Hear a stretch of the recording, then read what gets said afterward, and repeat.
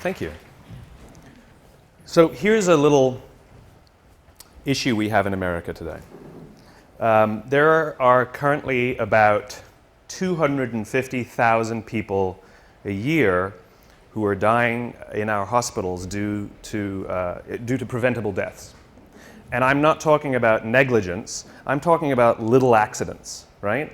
I'm talking about the doctor in the morning not properly briefing the doctor for the evening. You know, I'm talking about things that we can't sue anybody. There's nothing that we can see that's wrong. But there's 250,000 preventable deaths every year. That's about 20 747s going down every single week. That's what's the equivalent to. And the confusing thing is that we have the best doctors in the world. We have the most advanced technology in the world. Some of the medical equipment we have is the best in the world. The medicines we have are the best in the world. So you start asking yourselves, why are these things happening? And the reason is not because of any of those things. The reasons are actually something vastly more simple. It's something very, very human. 5% of hospital administrators are doctors. Most of them are number crunchers. Hospitals are run like businesses. Hospitals are run by the numbers. And the problem isn't the people who are giving the care. They're very highly trained. The problem is the way those people are cared for. Because what we've done is we've created cultures in hospitals where the people who are doing the caring aren't cared for. And so all of these little preventable deaths are happening because they don't feel like they're a part of anything. They're just doing their jobs and they don't get along that well, and there's not a lot of camaraderie. And the impact is death, right? Now I use this example because it's exaggerated because the impact is so powerful. But the problem is the same in our own companies, right? Which is we come to work and we're told, you must care for your clients, you must care for your customers, you must make them the focus of all you do, and yet why aren't the people who are managing us from the top caring about us?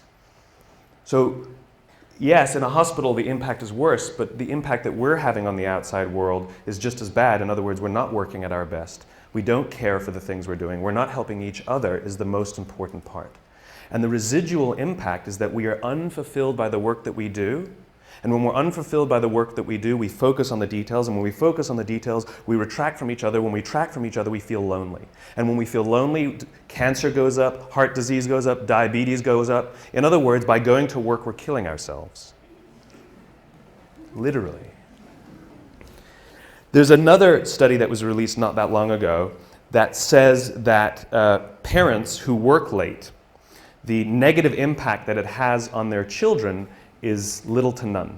They may feel guilty as parents, but the negative impact that it has on the raising of their children is little to none.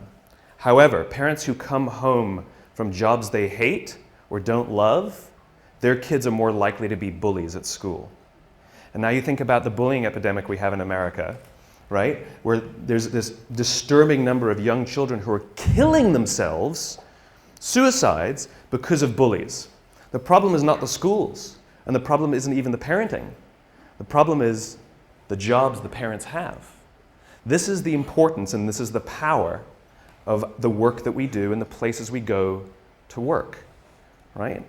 Most of us, I mean, like if you listen to the unemployment statistics, they say, you know, we're all-time high, record high, 9 to 10% unemployment, right? And people go, oh my God, that's terrible. And I hear that number and I go, well, that means 91% still have a job. Right? Now granted, we want to get that employment number up, but that means 91% are still going to work. The question is how many of them are coming home fulfilled by the work that they do and how many of them are waking up inspired to go back to work the next day. If we don't love our works, we don't look out for each other. And if we don't look out for each other, we feel lonely. If we don't feel lonely, all these negative things happen. So what example can I share with a creative audience about how to change this? The United States Marine Corps. I had the great honor last week of spending a week with the Marines. I spent a couple days at Camp Lejeune, and then I went for a few days to Paris Island to watch them go through boot camp. And this is it's a remarkable, remarkable human experiment that they're doing. And even though they know what works, they don't know why it works, but they don't need to know why because they know that it works, right? But what's happening is they're taking a group of strangers, people who don't know each other, who are showing up and within a very, very short period of time, learn to trust each other so much that they would give their lives for each other, right? And we know, anyone who's ever worn a uniform knows that no one runs into battle for God and country. It doesn't happen. It's for the guy to the left of me and the guy to the right of me. That's the reason they do what they do, right? And these sort of remarkable stories of heroism where people rush into very, very dangerous situations to save others. And they always ask the question, why did you do it? Why would you risk your life? Why would you put yourself at risk for them? And the answer is always the same, because they would do it for me. In other words, what gives them the confidence to put themselves at great risk is the knowledge that someone would do the same for them. We would put ourselves at great risk for our companies if we knew that our companies would put themselves at great risk for us. But they don't. So we don't. Now, one of the things that's remarkable about the Marines, and if you go read, and this is I asked these young, and they're 21, 22 years old, some of these lance corporals, the grunts, the guys, the infantry. I mean, this is the lowest of the low, the ones we actually send into battle, the front lines. And I asked them, are you misunderstood in America? And they said, yes, unanimously. They all nodded. I said, what do people think of you? And one stood up and says, they think we're baby killers. I said, how does it feel? He says, it hurts. And when I say, well, tell me a story then that captures to you what it means to be a Marine, the feeling you have of being a Marine, tell me a story that captures it. And I expected to hear stories of, I took a hit and somebody saved me, or I ran into a firefight and pulled somebody. I expected these stories of heroism. Not a single story like that came out. Now, I'm sure those stories exist, but those aren't the stories they told me that capture what it means to be a Marine. One of the stories they told me was a young boy in Afghanistan who would come around every morning and sell kebabs to the Marines. And then one day he showed up and he was all beaten up. And he didn't go to his parents for help and he didn't go to his friends to help. He came to the Marines for help because he trusted them more than anyone else. They told me a story that captured how they feel of a village that had been overrun by the Taliban, and the residents of the village couldn't go home because they would be killed by the Taliban, and so they were just living by the river. The problem was winter was coming. And one of the elders came to the Marines, knocked on the door, and said, I need you to come down to the river and kill us. And the Marine said, what are you talking about? He says, if we go back home, we'll be killed by the Taliban, and if we stay out there, we're going to die slow deaths this winter. It's easier if you just come and kill us, please. The Marines overran the Taliban village, pushed the Taliban out. A year later, they went back to this village and people were playing volleyball. These were the stories they told me that capture what it means to be a Marine.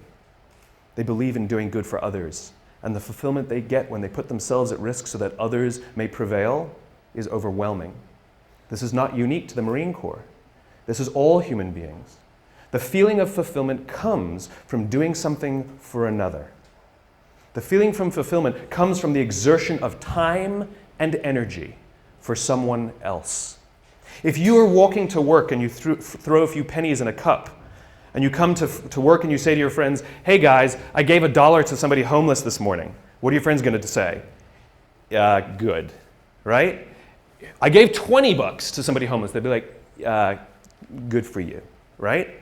What if you come in the morning and you say, hey, I gave up my Saturday and I went and painted a school in the inner city? People go, whoa, cool, wow, cool. And all of a sudden, not only are they inspired to do something good themselves, but the feeling that you have persists. The amazing thing is that when we do good for others, it actually inspires others to do good for others. This is provided for us primatologically, anthropologically. It's all part of the survival of the species. Sex feels good so that we'll do it, so we can procreate and perpetuate the species. But we're social animals, and so we have to provide for the fact that we'll maintain strong bonds and build cultures, right? Because that's what humans do. We're cultural animals. And so when we do good for others and we look out for those in our tribe, we look out for those in our group, it actually feels good. Biologically, it releases oxytocin. This chemical that's released when you do good for others is released, and it makes you feel good. And the amazing thing is the more oxytocin you have in your body, the more you want to do good for others. The problem is we've replaced this feeling, the exertion of time and energy, with digital communications. We've replaced it with headphones. We've replaced it with money, right? Think about the invention of money, right? It used to be, money, it used to be like you go to someone's house, you cook them dinner, and the deal was they'll do the dishes. Time and energy, exchange for time and energy. And someone said, I'll give you an IOU, right? Someone says, I don't feel like doing the dishes, so I'm going to give you an IOU that I promise to do them another day, right? And that's what money is. It is the promise for future goods or services. The promise of future goods and services. In other words, we've replaced our own time and energy with promises for someone else to do it another day, right? In other words, there's no exertion of time and energy. And so the feeling people get is that I did something for you and you did nothing for me. You replaced it with a piece of paper, with an IOU, with a promise for future goods and services. The way we find fulfillment is by doing good for others. So how do the Marines do it? How do you get people to do good for others? We all know this. Intellectually, we know that it's good to do good for others, but why don't we do it then? Why don't we do it? And what the Marines learned is something that I completely did not expect. They can't just yell at these guys to help each other. That's not what happens. There's a few things that they have to do first. So we all have heard of the obstacle course, right? The Marines have a thing called the obstacle course. And this is where they build anaerobic strength and aerobic strength, muscle strength, and it's timed and all of this good stuff. They have another course called the confidence course, and it's never timed. And most of the obstacles on this course cannot be completed by yourself. They must be completed in teams. You have no choice. That's just how it's designed. And what they say is the first 2 weeks of boot camp, everybody's there to outdo each other and prove that they're strong. Just kind of like when we start in a job, we want to show how great we are, we'll work a little harder, we'll do good work, look how good my design is, right? It's all about us and how good we are, right? But they keep putting them in situations where they can't do things by themselves. And what starts to happen very slowly, they said after about 2 weeks, they start cheering for each other. Now they get in trouble when they do, but they start cheering for each other. And then before too long, you see them organically start helping each other. And what happens is if there's one person who's weak and refuses to help the others, or even if there's one person who's strong, who's, I was the star college athlete, and they get to the end of every obstacle and they just stand there and wait for everybody to finish and they don't help each other, what starts to happen is organically the group starts to ostracize that person. Organically, they get ostracized until they learn that the only way that they will get through this thing, the only way they will survive boot camp, is if they ask for help because they have no option. The problem is, no one will help them until they're willing to help another. It's the deal we have to make. It's called vulnerability and risk. We have to take the risk to make ourselves vulnerable. Yes, you might do something for someone else and they may not do something back for you. That's the risk you run. That's the risk you run. It's not about giving everything to them and sort of huge, big, overwhelming risks. It's about little things and little things. It's like going on a date, right? It's like if I went on a date with somebody, and I came home and I said, after one date, I said, I'm marrying her. And people are like, what are you, nuts? I'd be like, I'm in love. They're like, but this is crazy. I'm like, I know, I'm in love,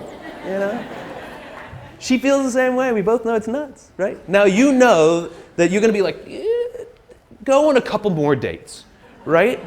We know instinctively that the strong bond that needs to be created first takes more than a week, right? We know that, right? But if I've been dating somebody for 7 years and we haven't, married, you'd be like, dude, what is wrong, right? In other words, we know that it takes more than 7 days and we know that it takes less than 7 years. The problem is, we don't know how long it takes. It's somewhere in the middle. All human bonds are the same. Like when you show up at work, when you show up for the first time, when you're new, don't expect that people will look out for you and they won't expect you to look out for them in 7 days. It won't happen.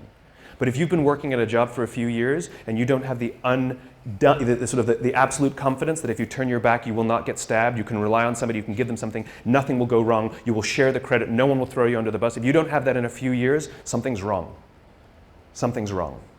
I don't know how long it takes, but I know that's more than a week, and I know it's less than 7 years. And the Marines fundamentally understand that before anyone is willing to put themselves out for another, they have to have self-confidence.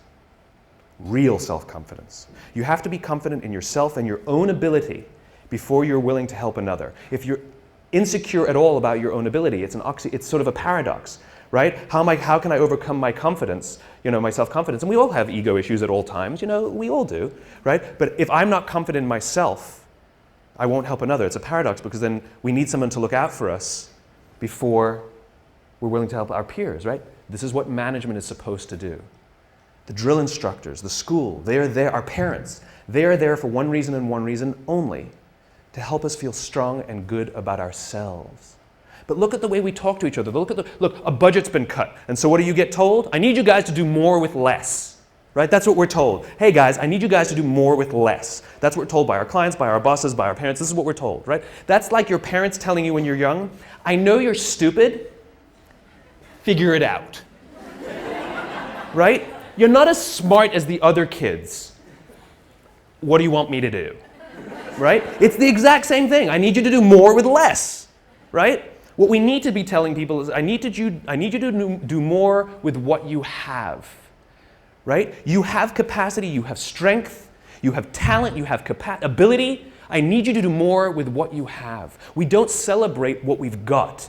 We criticize for what we don't have. This is the responsibility of management, to take us under their wing and help us understand our own value to ourselves. Close your eyes and think back to high school. And think of that one teacher who took you under their wing and cared for you and looked after you and helped you realize that you are capable of more than you thought you were. And you probably are the person you are today in some part because of that person, right? Do you have that name? What's the name? Tell me the name. Tell me the name of the teacher. Okay, give me the name. Okay, I can point to anybody and you can tell me that name. Now tell me the names of all the other teachers you had that day. Can't remember them, can you? This is the power of those who teach us confidence. We will literally carry their names around with us for the rest of our lives. Wouldn't you want to be that person?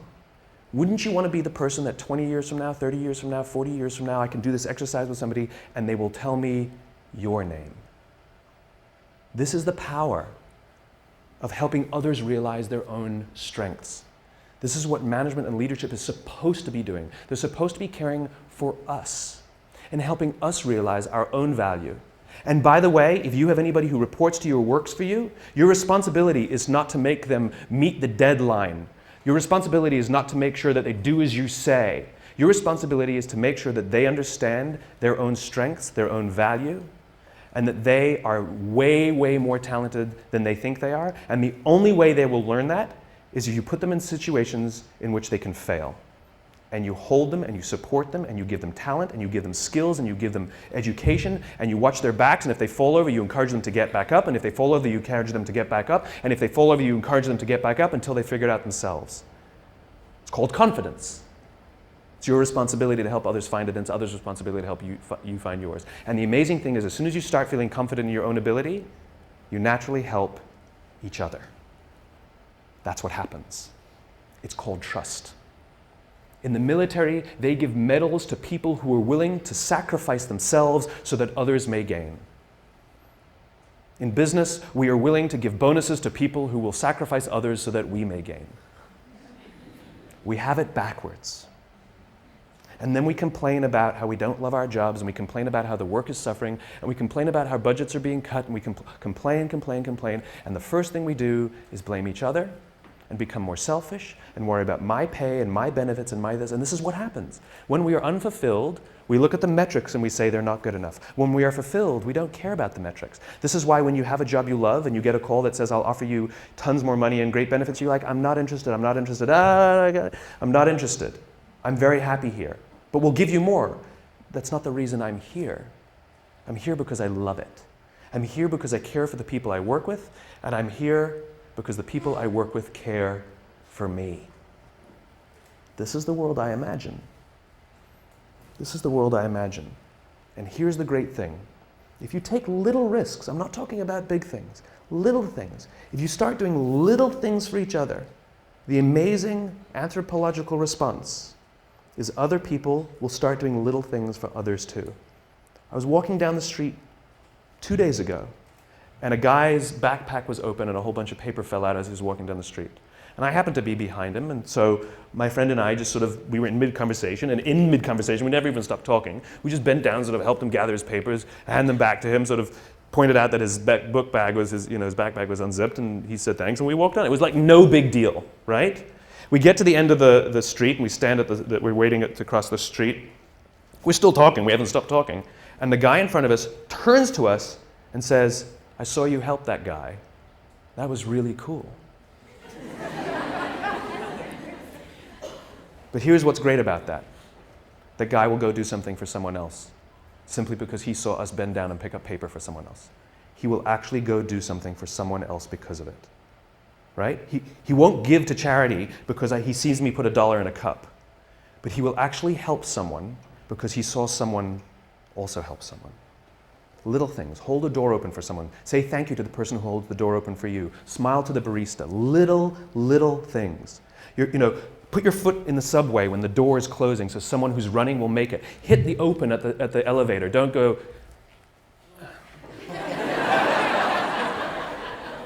or pretend you didn't see. That's the best one. Oh, I would have if I saw. Sorry, right? Do it. A little time and a little energy. And you'll find around work that people give a little time and a little energy back to you. And you'll give a little more time and a little more energy. You go for a coffee with someone. Then you go for a 2-hour coffee. Then you go for a coffee and a lunch. Then you go for a lunch and a dinner. Then you go for a dinner and a movie. And then you sleep over. And then you sleep over 2 nights. And then you go on holiday together. And eventually you get married. Right? It's slow. It takes time. And we can't rush it. When we rush it, it's all fake. Do things for others and watch how much others do for you. Go get yourself a cup of coffee from the coffee machine in the morning. Make one for someone else. It takes a little extra time. It takes a little extra energy. That's the point. That's the point. And here's the best part. You will feel so good at the end of the day. So good. Thank you very much. Thank you.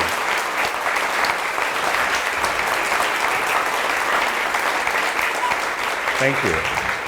It's a great question. How do you convince someone, what are the metrics? How do you convince a skeptical audience of this trust metric? You don't. You don't, right? You can't twist anybody's arm to do something that they don't want to do. And, the law of diffusion, which I obey, as much as I can, which is you don't need the majority, you need those people who believe what you believe. In other words, when you do some nice things for people, they may not do something nice back because they may be, we live in a world in which you do something for somebody, they think you want something from them, right? That's unfortunately the society we've created. But that's the risk that we keep taking. And I'm not saying you should keep doing it for somebody who keeps doing nothing and keeps crapping on you because of it. Then at some point you have to be like, all right, my bad, right? And you back off. I don't believe in helping everyone. I do not believe in it, right? This is not, let's do good for everyone on the planet. That's not what I'm talking about. Mother Teresa, who's the poster child for giving selflessly to all who need, at the end of her life started questioning the existence of God and, by the way, hated her life. Serious, okay? In other words, giving to others unabashedly is actually self-destructive. It doesn't help, right? And it's just like going on dates with people you don't like doesn't mean you'll eventually click and match, right? There's only one machine that I found that really accurately measures trust better than any other sort of metric. It's called the human being. It's really good at it, right? And so those feelings you get, trust them in one way or the other. It's the little risks, it's the butterflies, it's the unsure. It's the backwards and forwards, it's the dance, it's dating, it's the dance, it's the nerves.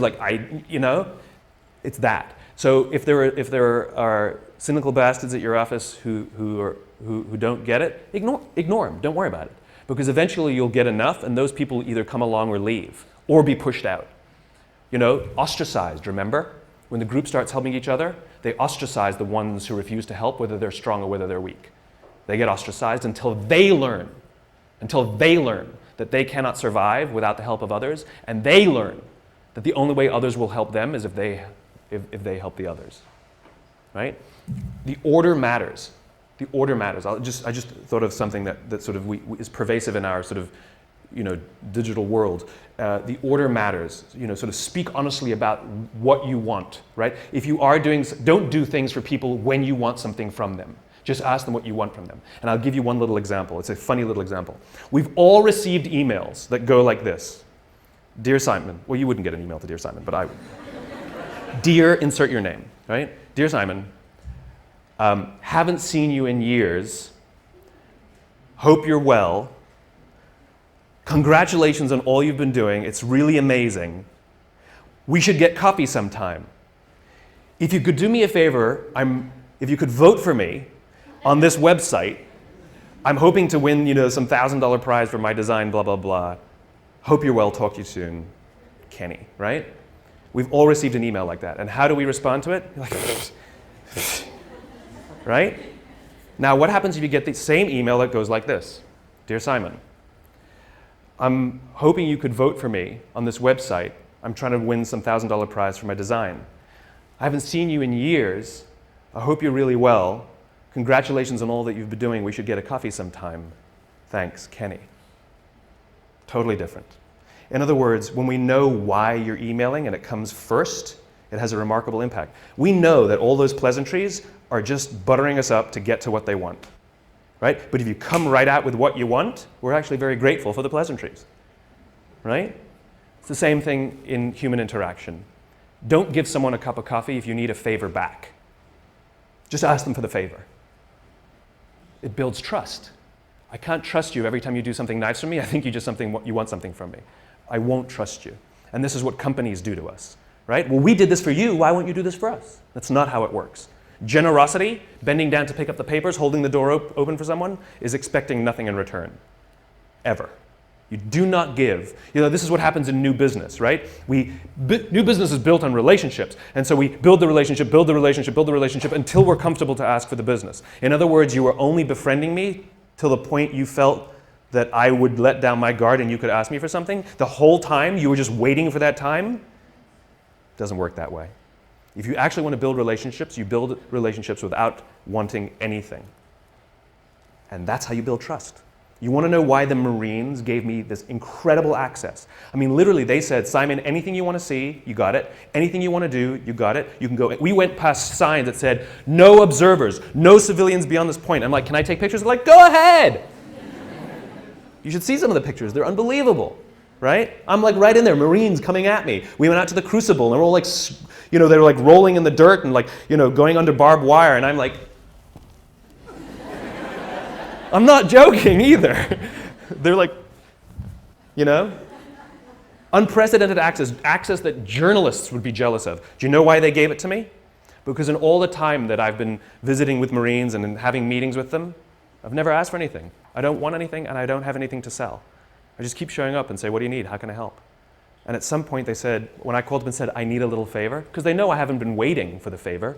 It's the time now that I have a little favor. They go, absolutely, whatever you need. It's called human relationships.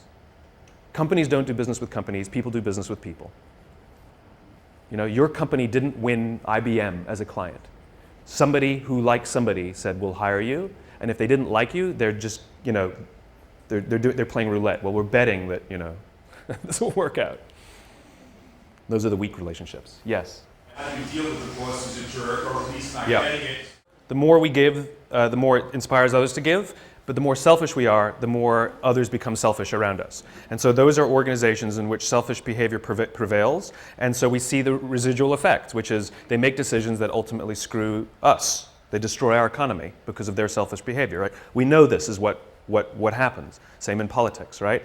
And the answer is, don't worry about it.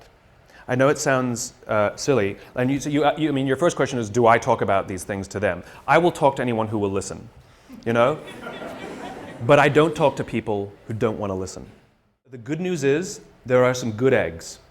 And there are some of them who've had conversions, where they were the bastards who believed in firing people and screwing people to advance their careers, and something happens.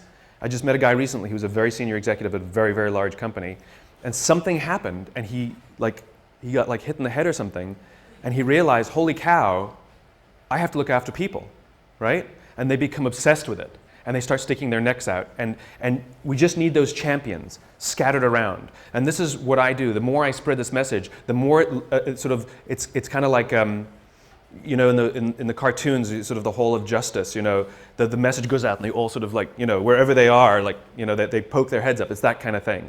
The more we talk about it, the more we put it in our work, you know, because don't forget, you're going to help someone who goes home feeling good and their husband or their wife works in the bank. And they're going to talk how much about they love to, and that might inspire that person. You know, it has all of these residual impacts that we don't really know. This is the funny thing about the internet, which is we're so proud of the internet that we can measure everything. No, you can't. You can only measure one layer, right? So for example, you say, Simon, what's the impact you're having? I don't know is the answer, right? I know I know that it'll take more than a week and it'll take 7 years, but I don't know when it's going to happen and I don't know how it's going to get there, right? All I can do is do it, right? But I have no clue how or when. And so, for example, I can measure book sales and I can measure how many hits and I can measure how many people have watched a TED Talk and all of this, but I can't measure, you know, that TED Talk being shown to a room of 50 people, and one of those 50 people doesn't buy a book, doesn't watch a TED Talk, doesn't do anything, but goes out and does something good for somebody else. I have no way of measuring that. And so we're so proud of the internet and its ability to measure everything, but we're measuring one layer where we used to measure no layers. It's like, you know, this is how people work. It's gossamer, you know, it's networked. And so the answer is don't worry about them. Don't worry about them. Worry about the people who you can care for, who you can give to, and when we reach a critical mass in society, it will tip, right? And if you don't believe me, the reason it is the way it is now is because it tipped the wrong way. There was no such thing as massive layoffs as business strategy prior to in the 1980s. It just wasn't done. It was done here and there, but it wasn't strategy. The idea of using layoffs to balance the books is a relatively new phenomenon that came for the increase of selfishness in the Gordon Gekko greed is good 1980s boom, right? This was also the same exact period, the 1980s, where the theory of shareholder value was put forwards, right? Because they had all of these people buying large companies and installing professional managers to run the companies that they bought, that they invested in, and they had a problem, which is those professional managers were paid for by the company, and those professional managers cared for the employees and the customers. And so the investors said, how do we protect our investments? We've got an idea. We're going to give them equity in the company and bonus them based on the performance, right? And so the shift happened where the CEOs started caring more about the investors and stopped caring about the customers and the employees. Those were theories introduced by some Harvard professor in the 1980s. We can push it back the other way, right? We can push it back the other way. But we just have to, and there was just the other day, which company was it? One of the large banks where the shareholder, Citibank. Yeah, Citibank. The shareholders majority shareholders voted against a fat pay package. That's unprecedented. It has never happened, even in hard times, even when the company's doing this, the shareholders it's just sort of a cursory thing where they approve the $15 million bonus for the CEO. They voted against it. It's non-binding, but it sends a shot across the bow saying shareholders now want you to be bonused if you do something good for others. Even if the others is us. Right? The point is that it's starting to crack. And so let's just stick our finger in the crack. You know? Make sure that it keeps cracking. It swung one way, we can swing it back. The question was, can I talk about celebrating accomplishment while still asking for more? Right? They did a study on kids who are really, really smart, like in all the gifted classes. Why is it when you're smart, you're gifted, and when you're stupid, you're special? Why is that? I was told my whole life I was special. It's not, never gifted. They took the gifted kids who were constantly told, you're so good. Oh, thanks for that. I knew you'd do well. Oh, you're our best employee. You know, you're our best student. You're awesome, right? And what happens is later in life, they actually suffer because they're very afraid of taking risk, because they're very afraid of losing their position on the mantle. okay? Kids who are sort of more average, who constantly are rewarded not for their accomplishment but for their effort. Great effort. Really proud of the improvement you made. What they find is they do very well in life because there's no shelf, there's always more. There's more effort, right? And so you want to reward and acknowledge effort, even if they don't hit the goal. It's that the delta. But at the same time, if it goes backwards, you'd be like, dude, what's going on? Like we shouldn't be giving ribbons for everyone who competes, right? Because what we're teaching people is if you do nothing, you get a medal, right? And the funny thing is we're creating a generation that's feeling very hollow and feeling, this sense of entitlement that people complain about Gen Y. The entitlement is, I don't feel like I've accomplished anything. And the funny thing is about human beings is the way we feel accomplished is when we exert energy and time and reach a destination, right? And the more energy and time that we have to suffer through, especially if we suffer together and we get somewhere, it is overwhelming. Think about the best jobs you've ever worked on. Was it the best design? Was it the best results that the company had because of your project? Or was it an absolute hell project that you worked together and you came out at the other end and that you got it done at the deadline and you're like, that was amazing. It was the hell projects. It was the things that we had to go out of our ways more, do things for each other, right? Things we weren't thinking of doing. I was wrapping packages. I was doing stuff that designers aren't supposed to do. This is what produces that, right? And so the thing is about measurement and destination reward. Imagine we're standing in a big empty room, right? And we're standing in one corner and I give you a simple instruction. I want you to go to that corner in a straight line, right? Off you go, no big deal, right? Without telling you, I slip a chair in front of you. What do? You go around the chair. Now you just disobeyed what I told you to do. I told you to go to that corner straight line. But this is the amazing things about human beings, which is when we're given a clear destination, we use our own creativity and our own sense of innovation and our own problem-solving abilities to overcome obstacles to get to the destination. In other words, the destination is more important than the route, right? We are flexible about the route. We are obsessed with the destination. Reset. We're standing in the corner together and I give you a simple instruction. Go somewhere in this room in a straight line. And you say to me, well, where do you want me to go? I'm like, I don't know. You're smart. Figure it out. Go in a straight line. And so you pick a point and you start walking. And without telling you, I put a chair in front of you. And what do? You come to a grinding halt. And I say, what did you stop for? You go, well, you put a chair in front of me. Or you'll make a sudden turn and go in another direction, right? And this is the problem. It's the same obstacle.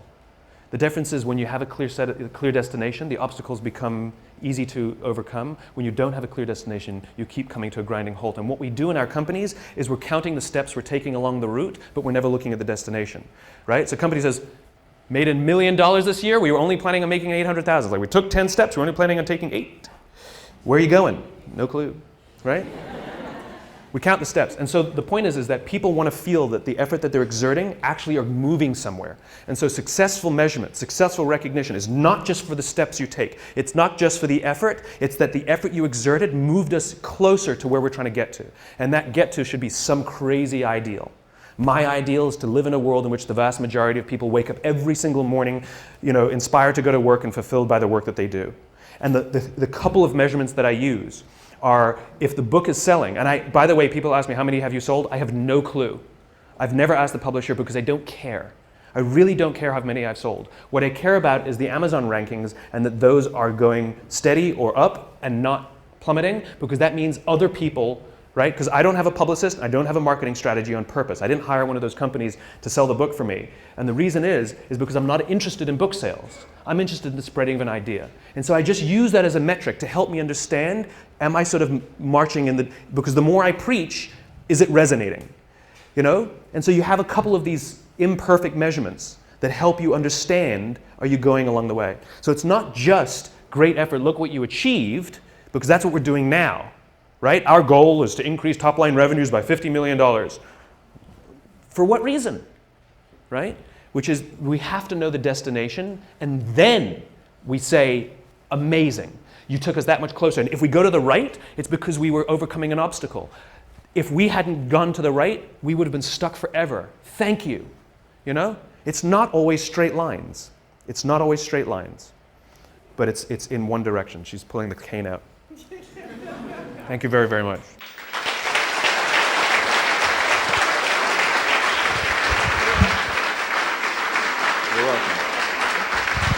Sinek.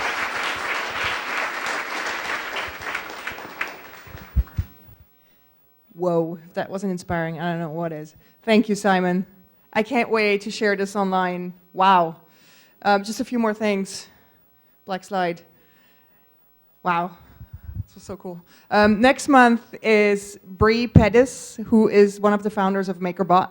He's going to be speaking. Seriously excited. And the funny thing is, I ran into him about 4 weeks ago in a playground.